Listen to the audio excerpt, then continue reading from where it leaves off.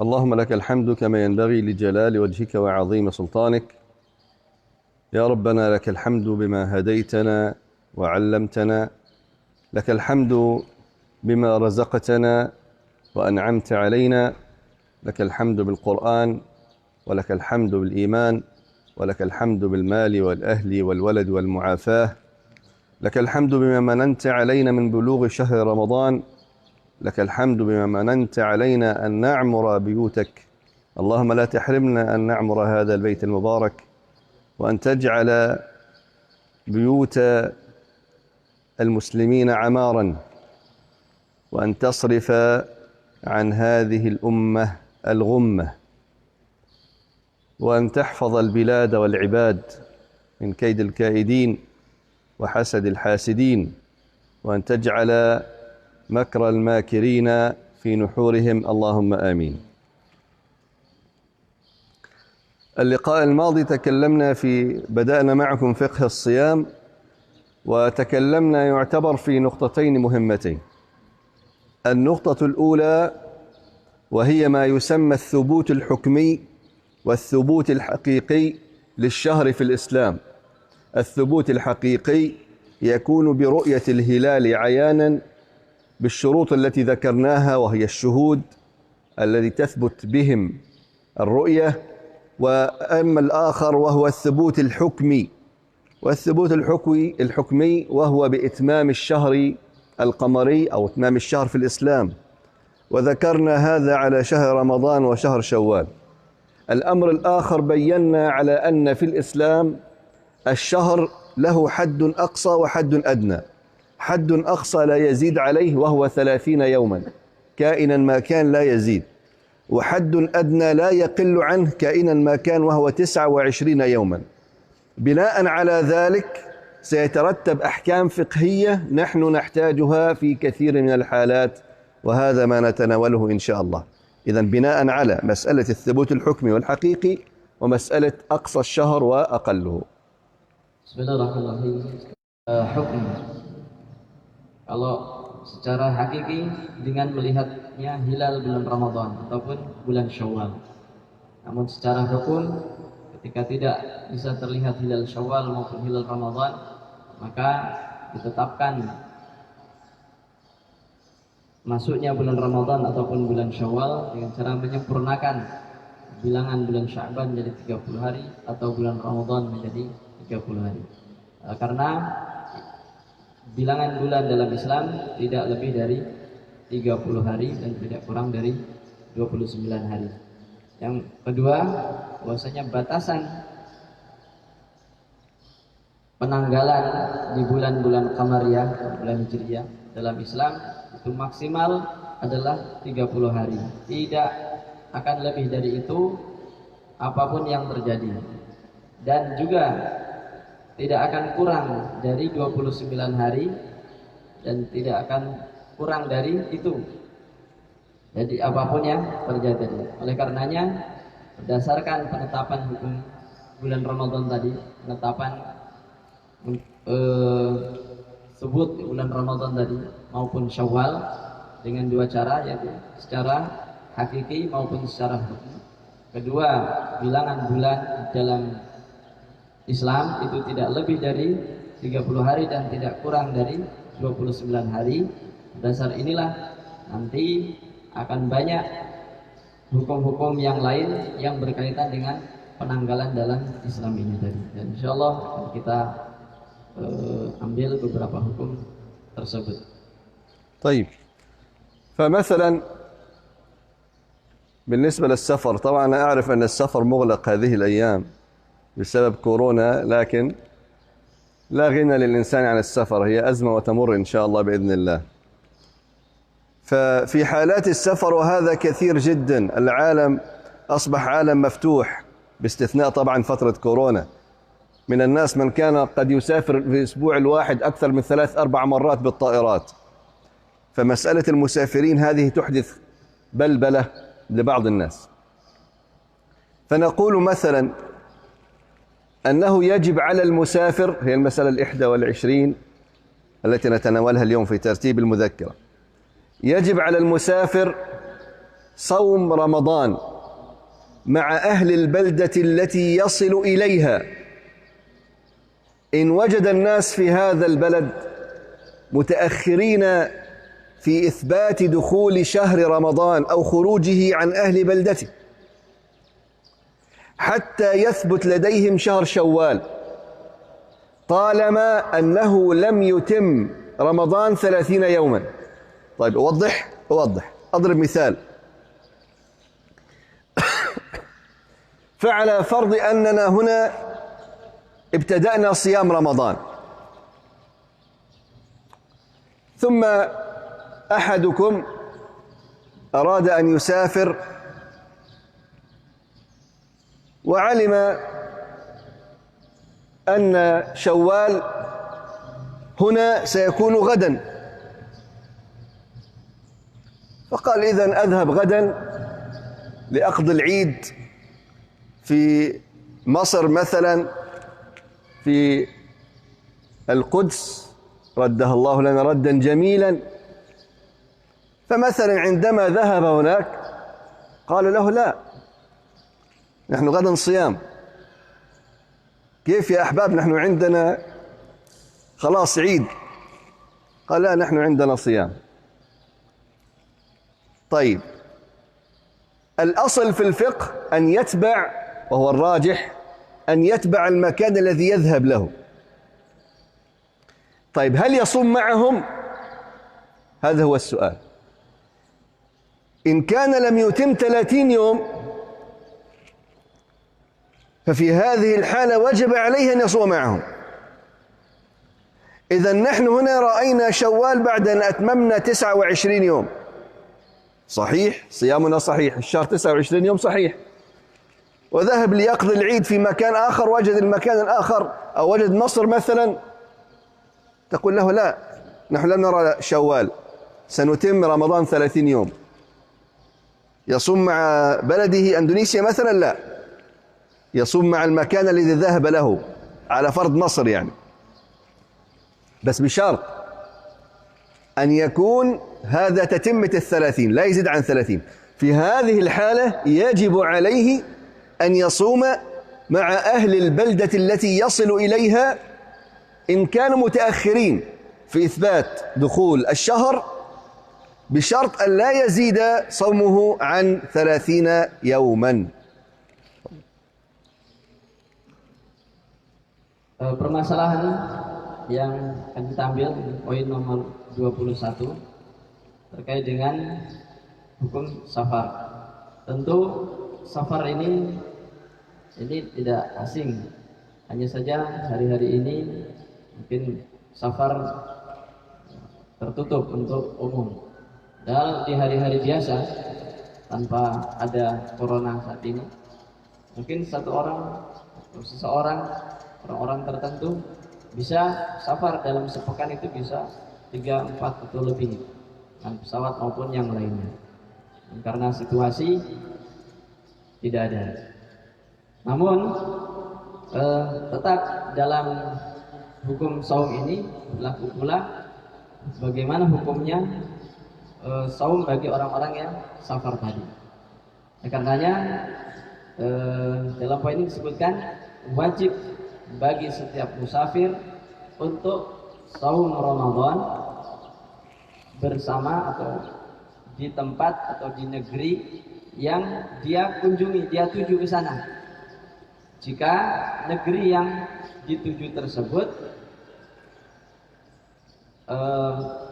terlambat ataupun tidak sama dengan negeri yang dia tinggali tadi dalam penetapan awal Syawalnya.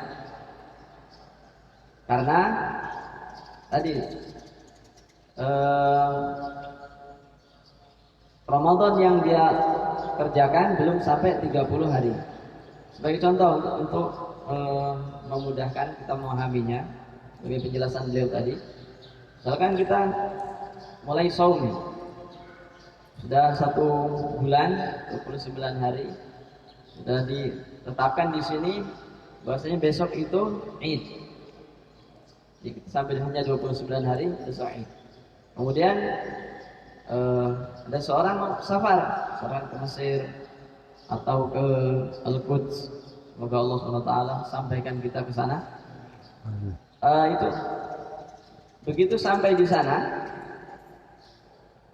ternyata di sana penetapan Syawalnya tidak sama dengan kita, lebih lambat gitu. Kita sudah duluan, tapi mereka belum. Sampai di sana masih saum mereka. Nah, kalau gitu saya mau Lebaran bareng negeri saya, misalnya di Indonesia. Enggak. Jadi karena di Indonesia memang sudah ditetapkan demikian 29 hari misalnya. Ini sah karena memang sudah terlihat hilal. Tapi di Mesir misalnya tidak terlihat hilal, maka disempurnakan 30 hari. Maka bagi musafir tadi yang datang ke Mesir dari Indonesia, dia harus ikut saumnya orang Mesir. Jadi hari ke-30-nya dia masih puasa. Karena tadi dia belum puasa sampai 30 hari. Kecuali kalau nanti dia sudah 30, sana ya nggak mungkin lebih dari 30. Tapi sekali lagi ketika dia ingin ikut di Indonesia tidak bisa, tetap harus ikut Id di Mesir, di mana masih menambah puasa 1 hari lagi. Ya. طيب المسألة الثانية تتم الأولى. يحرم على المسافر الصوم مع أهل البلدة التي يصل إليها إن وجد الناس في هذه البلدة متأخرين في إثبات دخول شهر رمضان أو خروجه عن أهل بلدته، إن كان قد أتم صيام رمضان 30 يوما. طيب لكن ماذا يفعل؟ لا يفطر جهرا، يفطر لكن لا يفطر جهرا، ويخفي فطره حتى لا يتهم ولا يفتن الناس. مثال: فنحن بدأنا هنا شهر رمضان مبكرين مثلا، وأتممنا رمضان 30 يوما، فقال قائل: الحمد لله هذا 30 يوم، هذا الماكسيمم، الحد الأقصى، سأذهب لأخذ العيد في السعودية، في الإمارات، في مصر،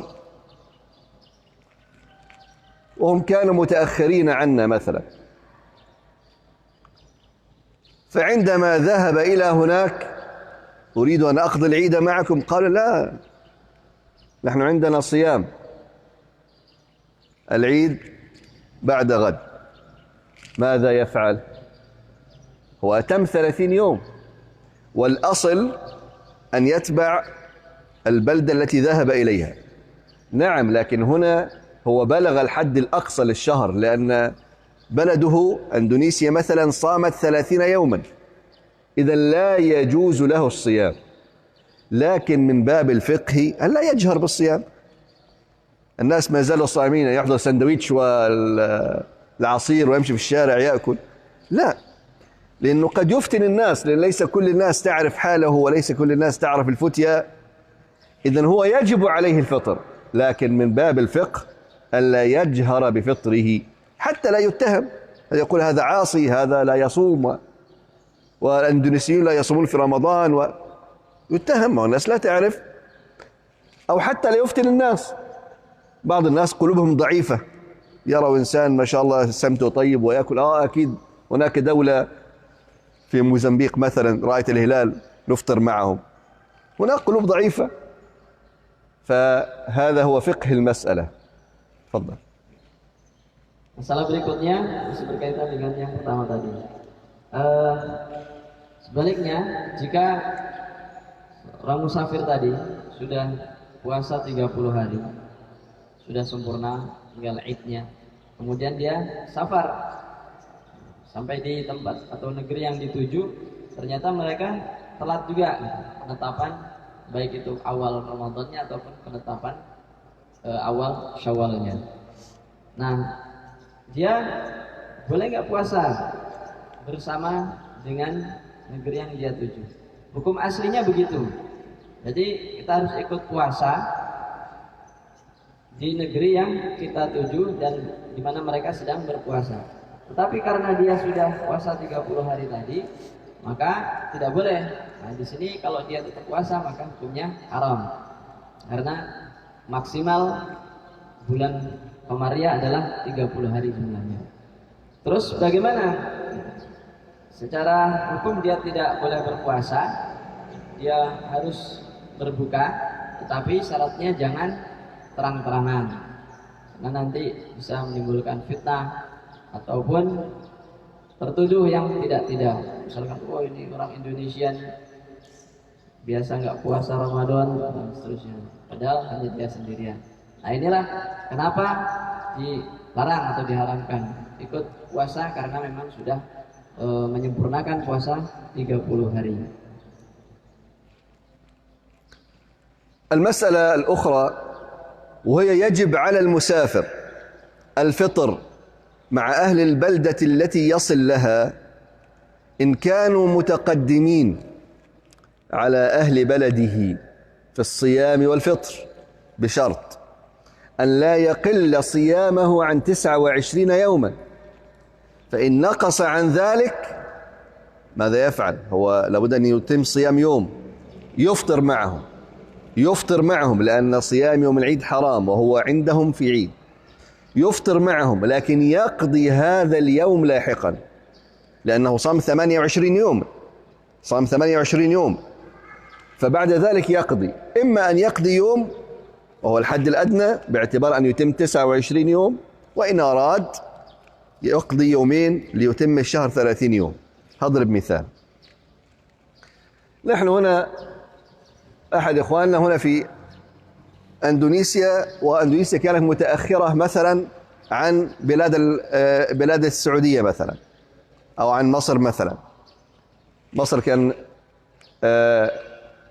رمضان يوم الخميس، نحن عندنا الجمعة، هذا مثال يعني.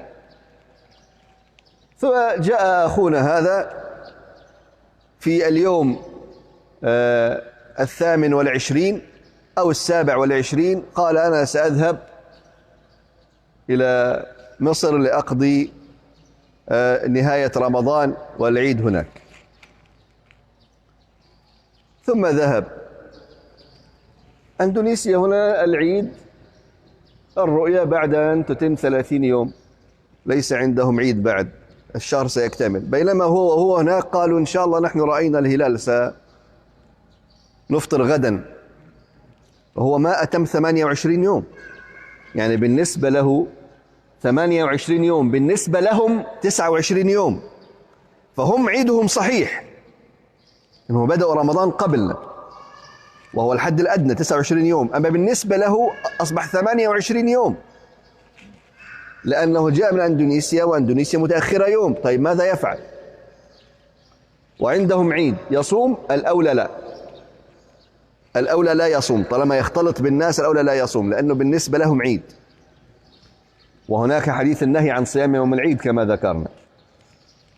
يفطر يا شيخ لكنه 28 يوم، نعم هو عليه قضاء، إما أن يقضي يوم بعد ذلك بعد العيد، يقضي يوم ليتم 29 أو يقضي يومين ليتم 30 كما يشاء. Sekarang ketika musafir datang ke suatu tempat, namun penetapan awal Syawalnya ini lebih duluan dari negerinya, apa yang harus dilakukan? Wajib bagi musafir untuk ikut berbuka atau Idul Fitri bersama penduduk negeri yang dia tuju sampai ke sana, kalau mereka lebih duluan Idnya ataupun saumnya, awal ketika mau puasa atau mau Idul Fitri. Maka ketika sampai di sana dia wajib ikut negeri yang dia tuju, dia tiba di sana. Syaratnya apa? Kalau puasa kemudian dia mau Idul Fitri, kalau di negerinya sudah 29 hari, puasa 29 hari, kemudian sampai di sana juga atau dia baru safar tanggal 28 atau 27-nya. Itu sampai di sana ditetapkan 29 hari itu Idul Fitri di Mesir misalkan. Nah, dia harus ikut. Tapi dalam hitungannya di Indonesia baru 28 hari. Maka dia tetap wajib untuk Idul Fitri di sana. Kemudian sisanya karena 29 hari dia belum kurang dari 29 hari, maka harus qadha, bayar qadha 21 hari untuk genapi 29 atau 2 hari kalau dia sempurnakan 30 hari. Sekali lagi, kalau misalkan di sini baru 28 hari, kemudian dia safar ke Mesir atau Saudi atau yang di Timur Tengah yang idnya duluan, kemudian di sini disempurnakan idnya misalkan belum duluan, sementara di sana berhasil ru'yat dan ditetapkan idnya 29 bagi penduduk negeri sana, namun namun dirinya karena di Indonesia baru 28 misalkan, maka dia harus ikut Idul Fitrinya negeri yang dia tuju. Kemudian kurang dari 29 hari tadi, berarti dia punya hutang 1 hari, dia harus bayar puasa setelah Id nanti 1 hari. المسألة هذه تخص الثبوت أيضا، لأنها تخص المسؤول. لو أن إماما أو أميرا تعذر عليه لم يعرف دخول شهر رمضان، نحن قلنا الأصل الرؤية، أن يرى الرؤية. طيب لو لم تتحقق الرؤية يتم 30 يوم، ويجوز له أن يأخذ بخبر الثقة بذلك، وهذا قياسا على تحري القبلة والصلاة إليها. طيب إمام من الأئمة لم يتبين له الرؤيا فقام بالأخذ بالحكم أو الثبوت الحكمي، أو 2 شهود شهدوا فأخذ بشهادته، فتبين له بعد ذلك خطأ في الحساب، تقديم أو تأخير، أنه قدم يوم أو أخر يوم، ماذا يفعل؟ هل يجب عليه أن يقضي طالما أن المدة لا تزيد عن 30 يوم ولم تقل عن 29 يوم؟ لا قضاء عليه، قياسا على عدم إعادة الصلاة لمن تحرى القبلة ثم تبين له خلاف ذلك، والله أعلم. Dan bagi amir ataupun imam, ketika ia tidak melihat hilal saat ru'yah, kemudian bagaimana penetapan awal masuknya Ramadan tadi? Kemudian dia berijtihad menetapkan awal Ramadan tadi. Nah, kemudian setelah itu ternyata ada kesalahan dalam hitungan dia hisabnya tadi. Ternyata memang belum sampai, misalkan hanya baru 29, belum sampai 30. Atau tadi dia sangka sudah 30 tapi ternyata baru 29 Sya'ban. Maka dalam hal tersebut dia harus mencari saksi, misalnya 2 saksi yang adil untuk bisa melanjutkan apa yang atau menghukumi apa yang dia tetapkan tadi. Kalau ternyata dalam keputusannya tadi, dalam penetapannya, ternyata begitu dihitung ulang dia memang sudah menghitung tidak kurang dari 29 hari untuk Sya'bannya, atau memang sudah dihitung 30 hari menurutnya, maka ini masih bisa diterima. Di syaratnya pokoknya jangan sampai kesalahan tersebut kurang dari 29 hari atau lebih dari 30 hari. Sama ketika orang yang mau sholat, dia tidak tahu kiblatnya di mana, maka dia beristihad untuk menetapkan kiblat. Nah, ternyata setelah sholat selesai kiblatnya salah, maka ini tidak perlu mengulang sholatnya tadi, karena memang dia sudah beristihad tadi. Nah, tadi penetapan awal Ramadan tadi juga ketika melalui istihad Amir tadi itu selama hitungan dia hisabnya tadi di Sya'bannya tidak kurang dari 29 hari atau tidak lebih dari 30 hari, maka tetap diterima. هنا بعض الإخوة يقول يعني لماذا نهتم كثيرا بمسألة الرؤية والحساب الثبوت الحقيقي والحكمي؟ العلم تطور وأصبح هناك تقاويم ممكن تكتب لك موعد رمضان بعد 5 سنوات. هذه المسألة السادسة والعشرين، الأصل عدم الجواز. انتبهوا جيدا، لا يجوز لأهل بلد الصوم أو الإفطار اعتمادا على التقاويم أو الحسابات الفلكية. هذا لحديث عبد الله بن عمر رضي الله عنه السابق الذي ذكرناه، قال صلى الله عليه وسلم: إذا رأيتموه فصوموا وإذا رأيتموه فأفطروا فإن غم عليكم فاقدروا له. والحسابات الفلكية كانت موجودة في عهد النبي. ما هي الحسابات الفلكية يا أحباب؟ طبعا أهل الفلك يعرفون، هي حسابات في منازل القمر والنجوم والأرض في مجرة المجرة حول الشمس، في المدار حول الشمس، المجموعة الشمسية. وحسابات النجوم حسابات قديمة اهتم بها كثير من الشعوب، وكانت معروفة على عهد النبي صلى الله عليه وسلم، وحذر منها النبي صلى الله عليه وسلم. فكان بسهولة لو كانت مشروعة كان النبي صلى الله عليه وسلم قادر على أن يقول: إذا رأيتموه فصوموا وإذا رأيتموه فأفطروا فإن غم عليكم فخذوا بحسابات المنجمين. ما هو المنجم؟ هو الفلكي، لكن الاسم اختلف يعني. فكانت موجودة على عهد النبي ولم يعتبرها النبي، اعتبر بالرؤية أو الحساب الحكمي. إذا لا يجوز الاعتماد عليها حتى وإن صحت.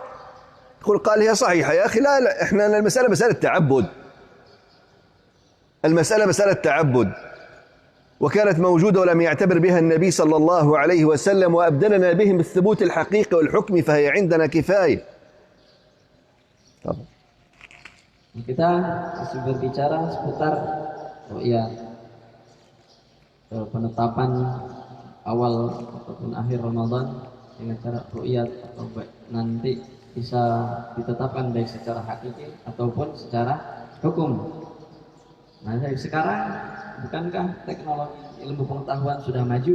Kenapa kita enggak mau bergantung dengan ilmu pengetahuan saja?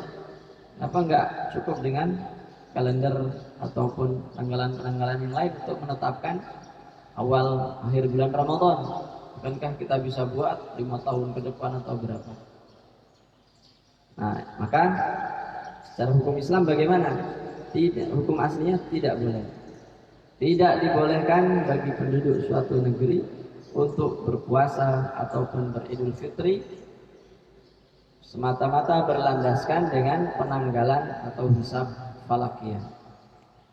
Berdasarkan hadis Ibnu Umar radhiyallahu anhuma yang sudah dibahas kemarin, yaitu yang artinya berpuasalah kalian ketika kalian melihat hilal, dan berbukalah Idul Fitrilah ketika kalian melihatnya. Apabila mendung, maka sempurnakanlah, hitunglah bulan Sya'ban ataupun Ramadan jadi 30 hari. Nah, kenapa tidak boleh dengan penanggalan tadi ataupun hisab falakiyah, ahli falak? Karena hakikatnya ilmu falak itu sudah ada sejak zaman dulu gitu. Sebelum zaman Nabi pun sudah ada, tapi Nabi tidak menganjurkannya. Bahkan justru memperingatkan akan falakiyah tadi. Oleh karenanya memungkinkan sebenarnya bagi Nabi kalau itu memang dipakai. Puasalah kalian karena melihatnya, berbukalah atau beridul fitrilah ketika melihat hilal. Kalau enggak, udah pakailah hitungan falakiyah, hisab falakiyah yang kalian yakini. Ternyata tidak, sempurnakan dengan hisab itu tadi. Jadi penanggalan penetapan awal dan akhir bulan Ramadan ini sekali lagi tidak boleh berdasarkan penanggalan falakiyah semata. هذه مسألة الآن تخص الرؤية. نعم، نحن قلنا إن لم يثبت الشهر حقيقة برؤية الهلال، الأولى عندنا ما نرجحه اتباع رؤية الهلال بأرض الحجاز، اتباع رؤية الهلال بأرض الحجاز، فهي الأولى عندنا بالاتباع. لماذا؟ يا أحباب، الحجاز هي العاصمة الشرعية لكافة المسلمين،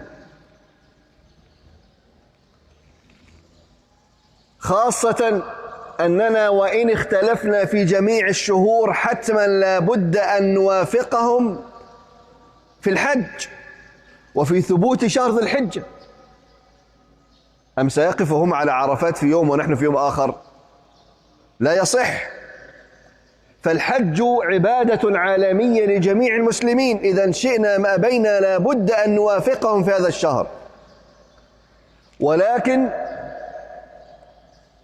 إن اتفقت أو اشتركنا معهم في ليل أو نهار حتى نضبط المسألة، إذن على هذا الأساس يكون الحكم كالآتي: نقول الأولى عندنا ما نرجحه اتباع رؤية الهلال بأرض الحجاز، فهي الأولى عندنا بالاتباع باعتبارها العاصمة الشرعية لكافة المسلمين، بل ولحديث ابن عمر. هم يستدلون، قالوا نحن نأخذ بحديث ابن عمر: إذا رأيتموه فصوموا. هذا الحديث يحتمل أيضا أن الترجيح رؤية أهل الحجاز. لماذا؟ لأن الخطاب موجه لأصحاب النبي في المدينة، فقال: إذا رأيتموه فصوموا وإذا رأيتموه فأفطروا. ومن حمله على اختلاف المنازل يصح أيضا، لكن الشرط أن يكونوا يشتركون معهم في جزء من الليل أو النهار، أن هذه الدولة تشترك مع الحجاز في جزء من الليل أو النهار. ومن قال أن لكل بلد رؤيتها لحديث كريب أيضا له وجهة لا ننكرها عليه باعتبار عموم اللفظ، ولكن هذا ما نرجحه. وسنذكر لكم قصة حديث كريب ليتبين لكم أنها تحمل أيضا على القولين. Nah, terkait masalah ini, maka yang ketika terjadi perbedaan ru'yah tadi di negeri mana, maka beliau itu mengambil tarjih untuk yang dijadikan pegangan itu sebenarnya ru'yatnya negeri Hijaz, wilayah Hijaz, di sekitar Mekah, Madinah dan sekitarnya. Kenapa? Pertama, berdasarkan penetapan haji, semuanya sama. Haji merupakan ibadah yang menyeluruh dan internasional, semuanya satu waktu, satu tempat, tidak ada yang berbeda. Nggak mungkin sana wukuf di Arab misalkan, dari Timur Tengah wukuf hari Jumat, kita nanti wukufnya hari Sabtu. Tapi itu sama. Yang kemudian berdasar hadis Ibnu Umar yang tadi sampaikan, ru'yatlah berpuasalah kalian karena melihatnya dan berbukalah karena melihatnya.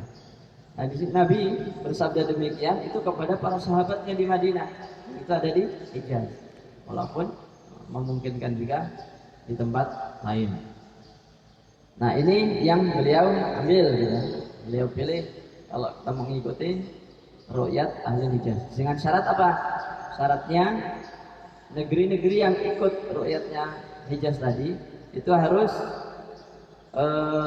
memiliki kesamaan walaupun dalam waktu, baik waktu malam ataupun siangnya. Harus ada sebagian. Kita kan jaraknya hanya 4 jam, tidak sampai 1 hari atau 1 malam. Nah yang seperti ini bisa ikut Hijaz. Kalau nanti bedanya sudah 1 hari sendiri, nah tentu berbeda. Nah bagi pendapat yang mengatakan harus berpedoman kepada ru'yatnya masing-masing negeri, karena tadi perbedaan manzilah dan manazil tadi. Ya ini mereka mengambil dasar hadis Quraib. Nah ini juga nanti akan dibahas, walaupun di sana ada beberapa sisi yang harus diperhatikan. Tapi yang jelas secara umum lafadznya tadi memang menunjukkan boleh diterimanya hadis Quraib tadi. Tapi apa yang beliau tarjih tadi untuk bersandar kepada ru'yatnya Ahlul Hijaz. فالذين يرجحون اختلاف المطالع ولا يقولون برؤية أهل الحجاز أو تقديم رؤية أهل الحجاز يستدلون بحديث كريب. هلم بنا نسمع سويا حديث كريب ونرى هل يصح استدلالهم به أم لا. عن كريب أن أم الفضل بنت الحارث بعثته إلى معاوية بالشام. قال: فقدمت الشام فقضيت حاجتها واستهل علي رمضان وأنا بالشام. قال: فرأيت الهلال ليلة الجمعة. إذا رأوا الهلال في الشام ليلة الجمعة. قال: ثم قدمت المدينة، رجع إلى المدينة في آخر الشهر، فسألني عبد الله بن عباس رضي الله عنهما، ثم ذكر الهلال فقال: متى رأيتم الهلال في الشام؟ فقلت: رأيناه ليلة الجمعة. فقال: أنت رأيته؟ فقلت: نعم. ورآه الناس وصام معاوية. ماذا قال ابن عباس؟ فقال: لكننا رأيناه ليلة السبت. طيب ماذا قرر؟ قال: فلا نزال نصوم حتى نكمل 30 أو نراه. فقلت، كريب يقول ابن عباس: أولا تكتفي برؤية معاوية وصيامه؟ قال ابن عباس: لا، هكذا أمرنا رسول الله صلى الله عليه وسلم. هم يستدلون على أن ابن عباس لم ينكر على معاوية أن رأى برؤيته الهلال هناك، فقالوا بترجيح اختلاف المطالع، بينما ابن عباس نفسه لم يأخذ برؤية معاوية، وكان قادر على أن يأخذ برؤية معاوية من ثبت ثقة ويفطر بعد 29 يوم، بل قال: لا زلنا نصوم حتى نتم 30 أو نراه، لأن ابن عباس كان أين؟ في مكة. إذن وكأن ابن عباس اعتبر أن الأصل رؤية مكة ولم يعتبر برؤية معاوية. طيب لماذا لم ينكر على معاوية؟ أيضا تحتمل معاني، لأن الإنكار لا طائل منه، لا فائدة من الإنكار في هذا الوقت حتى يبلغ معاوية ويرسل له رسول ليخبره، كان مر شهر شوال أصلا، فإنكار لا طائل منه وليس عليه عمل.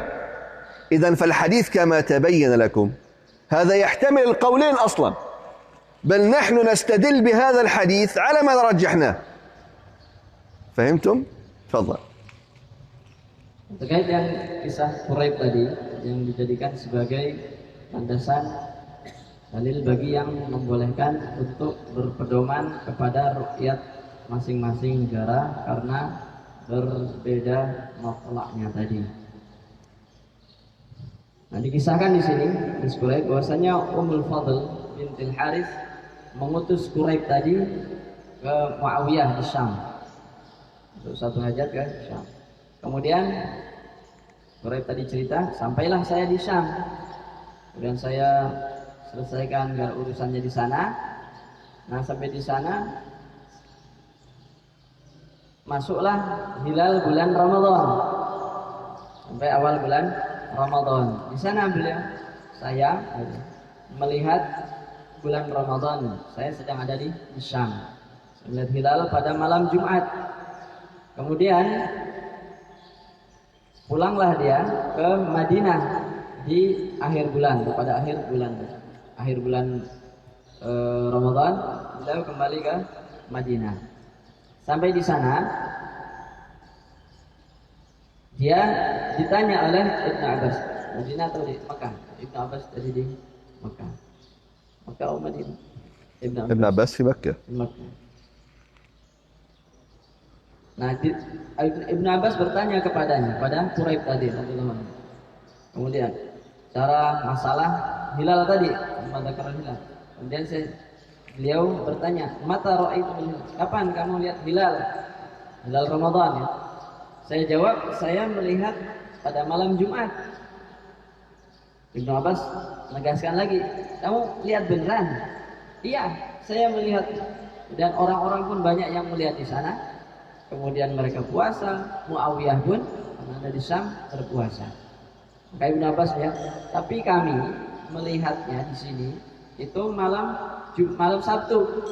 Kalau kalian lihat malam Jumat, kita melihat hilal di sini itu malam Sabtu gitu. Maka sekarang ini jam 9. Kami akan tetap berpuasa sampai sempurna 30 hari atau kami melihat hilal. Jadi kalau melihat hilal malam ini ya selesai. Tapi kalau enggak ya masih sambung sampai 30 hari.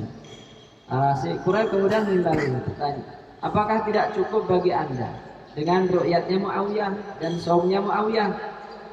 Ibnu Abbas menjawab, enggak, beginilah Rasulullah SAW memerintahkan kita untuk berpuasa ketika melihatnya dan beridul fitri ketika melihatnya. Nah, di sini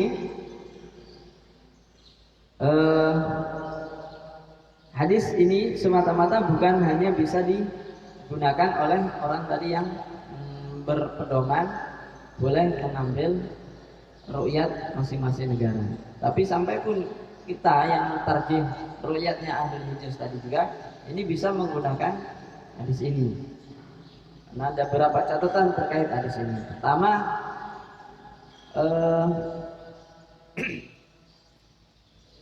Ibnu Abbas radhiyallahu anhu, beliau memahami sabda Rasulullah sallallahu alaihi wasallam tadi, sumu li ru'yati wa firu li ru'yatihi, itu adalah ya di sini di Ahlul Hijaz karena dia ada di Makkah itu tadi. Adapun kenapa beliau tidak mengingkari pendapat Quraib tadi suruh ikut ru'yatnya Muawiyah atau saumnya Muawiyah. Karena dalam keadaan seperti itu dianggap tidak penting. Kenapa? Karena Muawiyah sebagai pemimpin saat itu dia tidak, kalau memang mengharuskan seluruhnya ikut ru'yat dia, hendaknya dia harus mengutus utusan.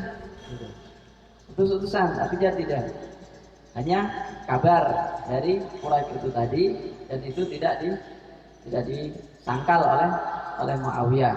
Ini sudah sekedar berita saja.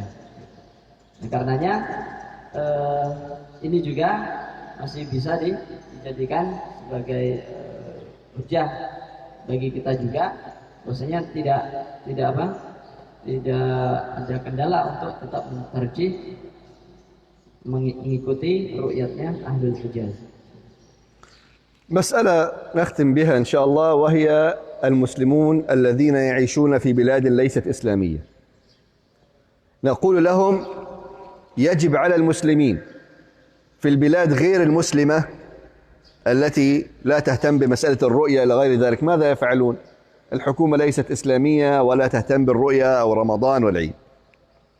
رسالتي لهم نحن نبثها من هنا لعلها تنفعهم إن شاء الله. أيها المسلمون الذين تعيشون في بلاد ليست إسلامية، أعانكم الله وعصمكم بدينكم أولا، ثم نقول لكم يجب عليكم أن تعتمدوا على رؤية الهلال بأنفسكم. تجتهد مجموعة وتحضر جهاز رصد إلى غير ذلك. إذن الأصل الرؤية. يجب عليكم أن تعتمدوا على رؤية الهلال بأنفسكم وأن يكلف به عدول. طيب، إن لم يستطيعوا أن يتبعوا رؤية أهل الحجاز بشرط أن يشاركوهم الليل أو النهار، أن يشتركوا معهم في جزء من الليل أو النهار. طيب، أو الاختيار الثالث أن يتبعوا أقرب بلد مسلم تعمل بالرؤية الصحيحة. الاختيار الرابع أو اتباع المراكز الإسلامية الموثوقة، خط تحت كلمة الموثوقة، اتباع المراكز الإسلامية الموثوقة عندهم، وهذا أقصى ما يمكنهم عمله وأعانكم الله. 4 خيارات. Nah, sekarang bagaimana kalau muslimin yang tinggal di negeri-negeri bukan negeri Islam, bagaimana menetapkan awal bulan Ramadan? Karena negeri-negeri tersebut mungkin tidak ada pemerintahnya, tidak ada perhatian terhadap penetapan awal maupun akhir Ramadan. Apa yang harus dilakukan? Nah, karenanya saya berpesan melalui kesempatan ini kepada Anda yang berada di negeri-negeri non-muslim yang tidak ada ru'yat penetapan awal maupun akhir Ramadan di sana. Apa yang harus dilakukan? Wajib bagi kalian untuk melakukan ru'yat sendiri. Silakan kumpul beberapa orang yang bisa dipercaya untuk melakukan ru'yatul hilal. Kalau tidak bisa, tidak berhasil, maka cara kedua mengikuti ru'yatnya Ahlul Hijaz dari Makkah, Madinah atau sekitarnya, dengan syarat kalau negeri tersebut masih masih ada hubungannya, gak ada waktunya, tidak terlalu jauh berbedanya seperti Indonesia tadi. Maka ikut itu. Kalau tidak bisa juga, bisa mengikuti negara-negara yang terdekat dari negeri antum, negeri kalian, yang melaksanakan ru'yat dengan baik, dengan benar. Kalau nggak ada juga, cari di negeri kalian itu ada nggak pusat-pusat Islam, misalnya Islamic Center atau apa, tapi yang mausuqah, yang bisa dipercaya, bisa yakini, ikuti itu. Nah, inilah yang harus ditempuh untuk menetapkan awal dan akhir Ramadan yang bisa kalian lakukan di negeri-negeri tersebut. أخيرا أؤكد وأنبه على شرط مهم لمن سيعتمد على رؤية بلد آخر. من كان سيعتمد على رؤية بلد آخر سواء الحجاز أو غيره أو قوم في بلاد ليست إسلامية سيعتمدون على رؤية دولة إسلامية أخرى، هناك شرط: لا يجوز العمل برؤية الهلال في بلد ما لا تشترك مع هذه البلدة في مطالع الأهلة حتى لو الحجاز، وهذا قياسا على الاختلاف في أوقات الإمساك والإفطار لكل دولة. إذن الشرط أن يكون هناك اشتراك في الليل أو في النهار، فإن كانت الحجاز تشترك معهم فهي الأولى. لو لم تكن ينظر إلى رؤية أقرب دولة إسلامية تشترك معهم في الليل أو النهار. Terakhir, yang pertama, bagi orang yang ingin mengikuti ru'yatnya dari negara lain, ini syaratnya harus ada kesatuan waktu di sana, walaupun sebagian, tidak harus seluruhnya, sebagian waktu malamnya ataupun siangnya. Kalau enggak sama sekali, ya ini pun akan berbeda atau menyebabkan perbedaan mathalul ahillah tadi semakin jauh. Oleh karenanya kalau mau mengikuti, ikutilah itu. Jadi masih memungkinkan untuk ikut bersama. Karena nanti kalau sudah jauh berbeda, tentu ada perbedaan juga pada saat memulai saum itu tersebut. Saumnya maupun bukaan itu sendiri, jaraknya terlalu jauh. Inilah yang harus dilakukan oleh setiap negara atau orang yang tinggal di suatu negara dan ingin ikut ru'yatnya negara lain. تقبل الله منا ومنكم ومن كافة المسلمين الصيام والقيام والقرآن. وأنا أعرف أن مسائل الصيام فيها لبس على البعض وهناك أسئلة كثيرة، ونحن نرحب إن شاء الله بالأسئلة سواء من المسلمين والمسلمات يكتبوا الأسئلة حتى لو باللغة الإندونيسية يترجمها الأستاذ بإذن الله أستاذ مفلح. وكذلك على الإنترنت من أراد أن يرسل أي أسئلة إن شاء الله بإذن الله نجيب عنها قدر المستطاع. تقبل الله منا ومنكم والسلام عليكم ورحمة الله وبركاته. Untuk permasalahan seputar saum masih banyak